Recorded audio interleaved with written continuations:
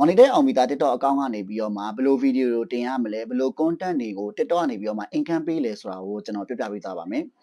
အခုဆိုလို့ရှိရင်ကျွန်တော်မှာ monitor အောင်မိသား TikTok အကောင့်တစ်ခုရတယ်ပေါ့နော်ဒါပေမဲ့ဒီအကောင့်လေးက order မှာထားတဲ့သူရှိရတဲ့အတွက်ကြောင့်မို့လို့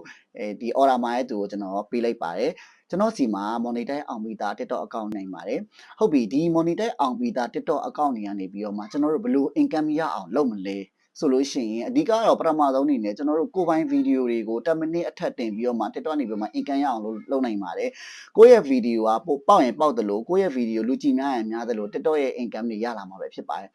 လုပ်ငန်းရှင်တွေအနေနဲ့ဆိုလို့ရှိရင်တော့ကိုယ့်ရဲ့ဒီ brand တွေကိုယ့်ရဲ့ product တွေကိုဒီ TikTok မှာကြီးညာရင်းနဲ့ monetize ရှောက်လို့ရနိုင်ပါတယ်ကိုယ့်ရဲ့ဒီကိုတင်လိုက်တဲ့ post တွေ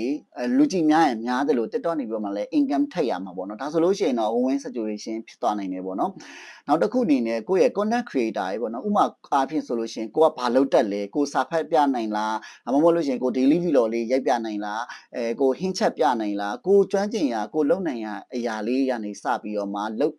လောက်ကြည့်ပြီးတော့မှတင်မယ်ဆိုလို့ရှိရင်ကျွန်တော်တို့ဒီ TikTok နေပြီးတော့မှလည်း income ရနိုင်ပါတယ်အဓိကကတော့ TikTok ကကိုယ့်ရဲ့ကိုယ်ပိုင်ဗီဒီယိုလေးတွေဖြစ်ဖို့အတွက်လိုအပ်ပါတယ်ကိုယ်ပိုင်ဗီဒီယိုတွေများများတင်နေရပြင် TikTok နေပြီးတော့မှ income ရနိုင်ပါတယ်ခင်ဗျာ TikTok ရဲ့ policy တွေကိုသေချာလေးလိုက်နာပြီးတော့မှသုံးမယ်ဆိုလို့ရှိရင်တော့ TikTok ကနေပြီးတော့မှဒီ